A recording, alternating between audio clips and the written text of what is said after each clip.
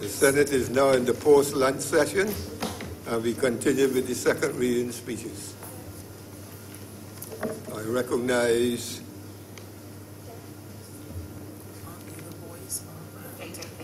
Senator Boyce, please. Thank you, Mr. President.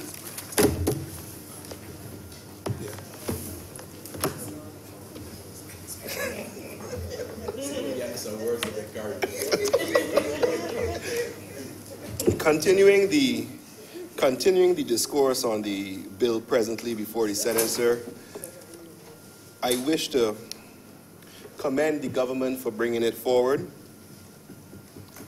It is a necessity, and it seeks to have a review of the laws to ensure that as much as possible, the law is kept up to date. Now, some persons may say that they live in the real world and they don't have to worry about fanciful, low probability eventualities. But what gives light to such a statement is the fact that we see it necessary to review the laws that we have in this land. And the reason we see it necessary to review these laws is that we recognize times change, society's views also change, and what was something that seemed so improbable when it was discussed becomes a frightening prospect in the future. So it's interesting that we will be debating this Law Revision Act today, sir. But this is good legislation. It seeks to modernize and ensure a permanent review of the legislation as opposed to the previous mechanism whereby a commissioner was appointed on a periodic basis. Yes, there will be some attendant costs, and I'm sure we have all heard the various stories about cost and justice, but the benefits would certainly outweigh the fiscal contribution necessary to maintain this revision engine. So the speeches this morning, and very well thought out, and Senator Tate, as usual, was very incisive with her statements, but at the end of the day landed in support of the bill. The objective of the bill is sound, and its rationale is certainly useful in applying the rule of law as mentioned. I can't recall which senator, I believe it was Senator Sands. At the end of the day, sir, we all know the maxim that ignorance is not bliss. So the concept of allowing these laws and the review of these laws to be communicated must be commended. Also, utilization of the internet to facilitate distribution of these laws must be commended. I also agree with the suggestion that was made today that we should look at providing these laws free of cost, if at all possible, for persons who wish to access the same on the internet. Those of us who wish to keep bound copies in our offices or at home for our reading leisure should pay the money to have that. But the citizen of Barbados should be able to go online to see what the laws are. The only recommendation I would suggest is that the commissioners be given the power to invoke the necessary town hall meetings to have public dialogue with regard to proposed legislation. Having persons involved in the process and giving their suggestions lends to a more edible appreciation of the legislation when it's eventually passed. And the more persons we have participating in this, the better off we will be as a society. Now, the legislation itself has some issues, but given the nature of the legislation and the potential downside of those issues, we don't need to go into that today. What we need to recognize is the evolution of the parliamentary purpose and the evolution of the communication of what the laws are to the citizens. We all now have these devices, much to our chagrin, and we recognize, or some of us may recognize, that we may sometimes question who is the master and who is the slave in that relationship. But access to information is now primarily done through these things. The laws should be able to be accessed by any citizen in Barbados by going online from their cell phone, their tablet, or their PC. And this type of legislation will support that initiative. So in my short remarks, I would like to say that I'm in support of the bill. There are issues which can be remedied, but overall it is a very good bill which will serve the purpose of expanding the rule of law in the country and will also serve the purpose of the evolution of the legal growth within the jurisdiction. However, recognizing the purpose of such legislation, we should be mindful that things which seem improbable in the future sometimes shock us with their occurrence. I'm obliged to you, sir. Thank you, Senator Boyce. I now recognize Senator Rudy Gray.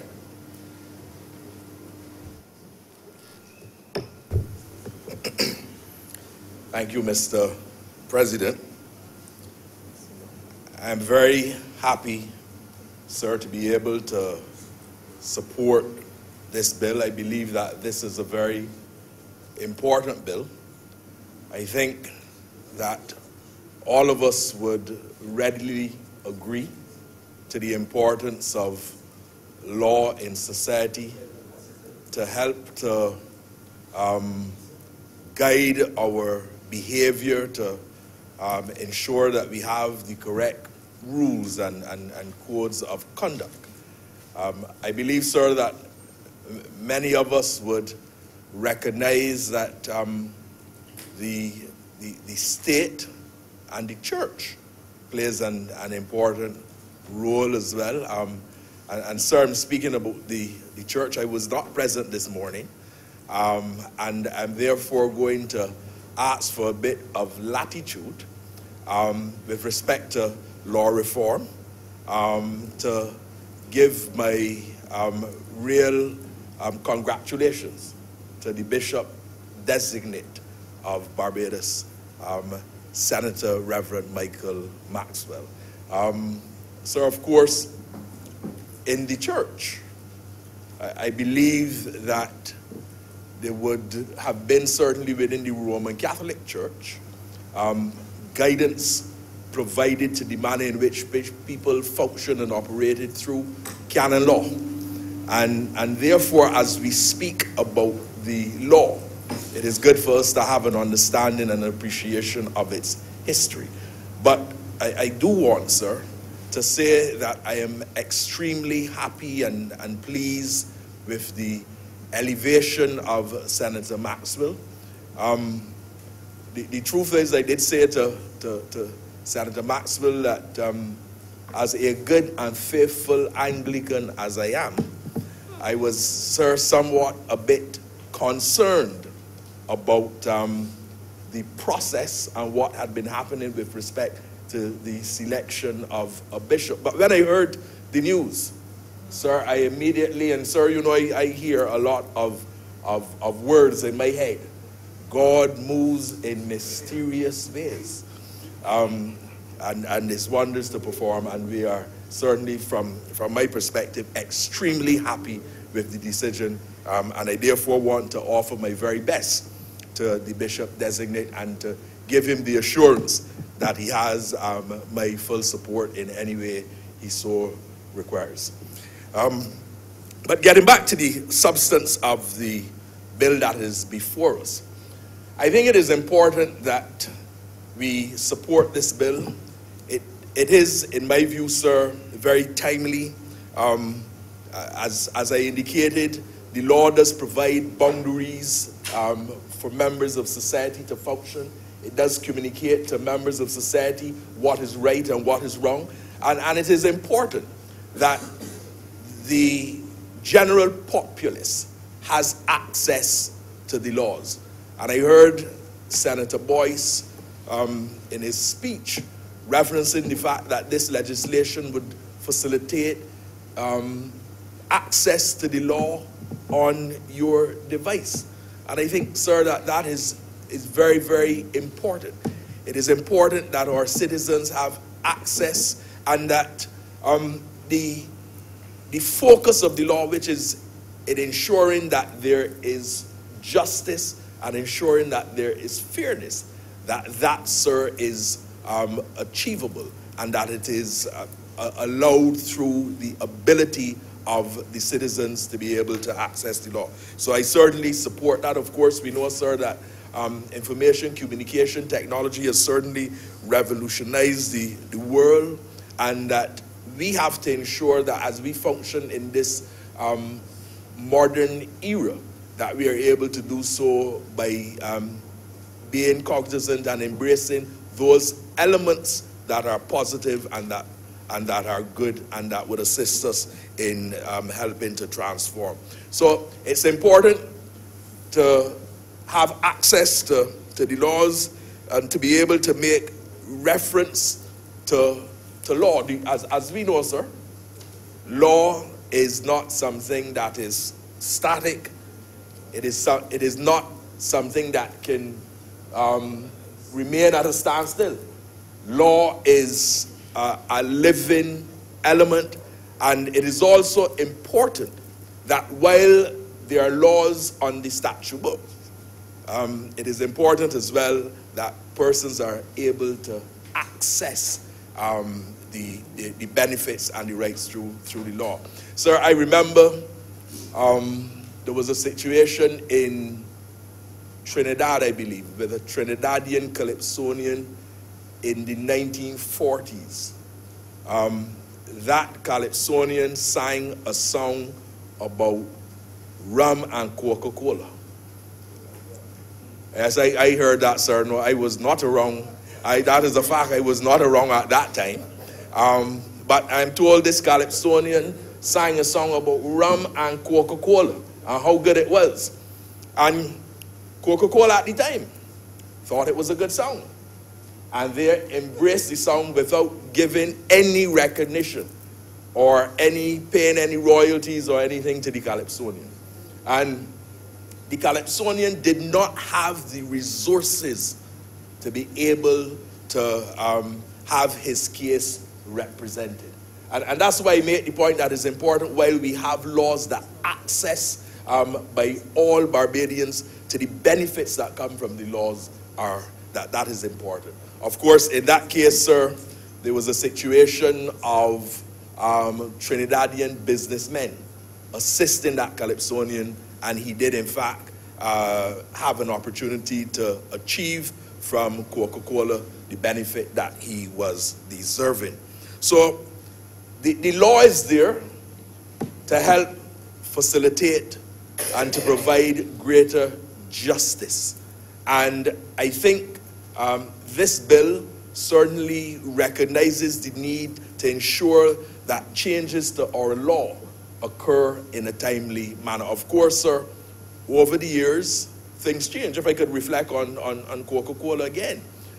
When I was 6, 7, 8, 9 years old, and you made reference to Coke, it meant Coca-Cola.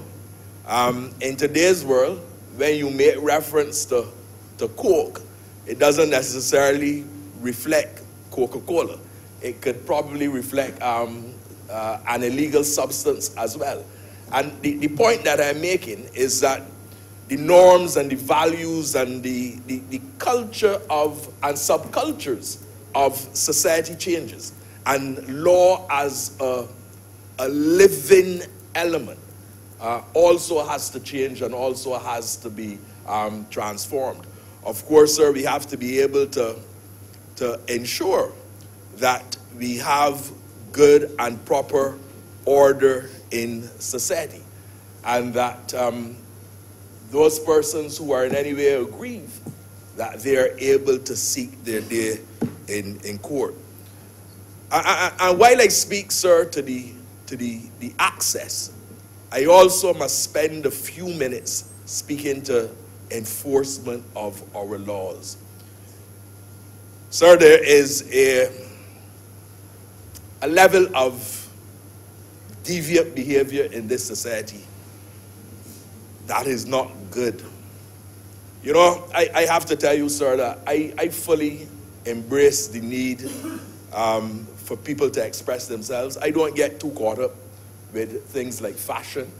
I remember again when I was a younger fella, I used to wear some bell-bottom pants. I would not wear them again, sir. Some bell-bottom pants and some platform shoes. I remember them, and you got an afro and thing, man. I remember those days. I will not go back there, even if that fashion comes back in. I will not go back there. But no, I can't. No, I can't. If I wanted to get an afro, I would have to get a wig, sir. I can get an afro now, even if I wanted to. But the point is that I think that there are some elements that should not change.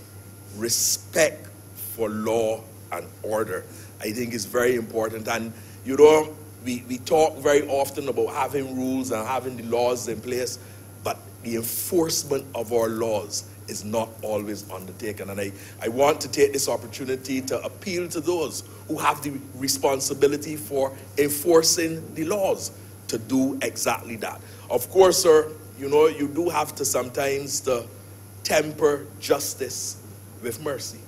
And, you know, there are situations where people may be in breach of some element, but you don't always have to come down with a heavy hand. I remember a situation, sir, years ago. I was in my mid to late 20s, and I got a call from what was then Grant's Drug Mart in Oistins. My cousin was calling me and asked me to come there immediately. And when I got there, there was a youngster who was held. He actually took up something from the pharmacy, and my cousin held him. He escaped, and he literally ran through the glass door. And my cousin went through the glass door after him. And he held him. The police was called. And so by the time I got to Oistins, there was this big commotion. And his father was there. And the father said to me, I want you to give him a break. I can deal with him. And he was shaking. And I decided, sir, the only thing that I needed to be done was for the door to be repaired, and that I would allow that youngster an opportunity. And I said to the police we would not be pressing any charges. I have to tell you, sir, that that young man is a good, upright citizen today in society. And the point is that sometimes we make errors. All of us make errors. You know, Senator Reverend Maxwell knows me from the Christchurch Parish Church. I would like to think that I have in some way influenced them, not necessarily with what you should do, could be in things that you should not do. You know, but the truth is,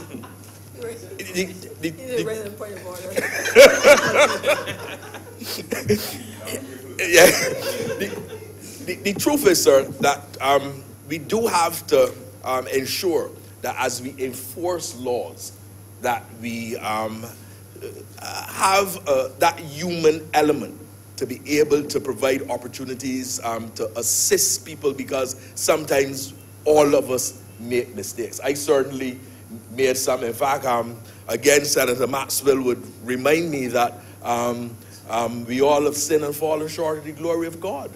If we say we have no sin, we deceive ourselves and are strangers to the truth. You know, and it is important for us to be able to forgive individuals and to allow them the opportunity by reflecting on some measure of mercy. Mr. President, Barbados is certainly a tourism destination that is seen, that is safe and secure. And part of that relates to the fact that when compared to some other destinations, we are not a high crime kind of of destination. And I think it is important for that to continue.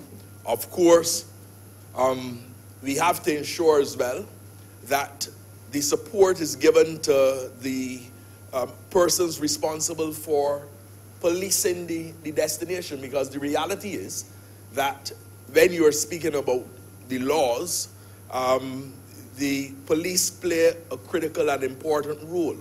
And we therefore have to ensure that we are able to provide the police with the necessary resources. I certainly, from where I sit, as CEO of the BHTA and with my colleagues at the BHTA, we do our part. But it is very important that the police are properly equipped. And it is not always, sir, about hard policing. I remember some years ago that there was quite a bit of emphasis that was placed on community policing. You know, without being knowledgeable of any studies, I would guess, sir, that when we look at the level of criminal activity that is taking place in Barbados, when we look at the gun-related activities and the gun-related criminal events, that a lot of that is probably located in particular areas of Barbados. And it is important for us to be able to reach out. It is important for us to have a clear understanding of what the sociological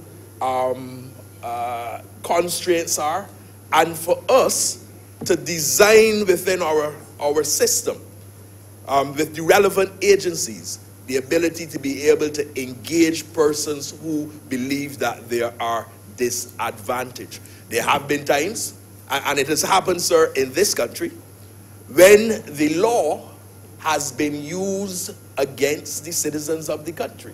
It certainly does not happen in these modern times. But there would have been times when there have been laws on the statute, you books, sir, which have made people feel disadvantaged, whether for gender, whether for race, and have created elements of injustice. And I think, sir, that it is important for us as we look at policing, as we look at those communities that are significantly impacted with crime, and those communities where serious crime in particular occurs, of finding ways to reach those persons in those communities. I think, sir, that that is critical and that is important, because when people believe that they're being disadvantaged, when people believe that they do not have a voice, that is when you start to get some serious challenges developing in the country. So I want to embrace this piece of legislation. Of course, it is important from an investment perspective that the law is very transparent, that persons, whether they're domestic or international investors, have a clear understanding of what is required in terms of health, what is required in terms of labor, what is required in terms of taxation and those types of things. And I think that having this piece of legislation in place, what is embodied within this bill, would allow, sir, for a regular update to our laws. The truth is that we still have on our statute books elements of law that are still somewhat archaic, and in some instances in conflict with some of the conventions and treaties that we have signed. And we have to ensure, sir, that we are able to get all of our laws properly up to date and functioning. There's that general duty for us to ensure that our laws conform with those international treaties and conventions that we have signed. So, Mr. President, I am very happy today to support this bill. I did listen on my way here to some contributions that were made, And I'm very happy to know that the independent opposition senators also, I'm so sorry, sir, independent and opposition senators, sir, just a slip of the tongue there, that the independent and opposition senators are also very much in support of this legislation, and therefore, sir, with those few words, I give my full support to this bill. Thank you. Thank you, Senator Grant. Senator Moore. Mr. President, I move that further consideration of this resolution be postponed sine die. Further consideration. Be postponed. Until the day appointed or unappointed?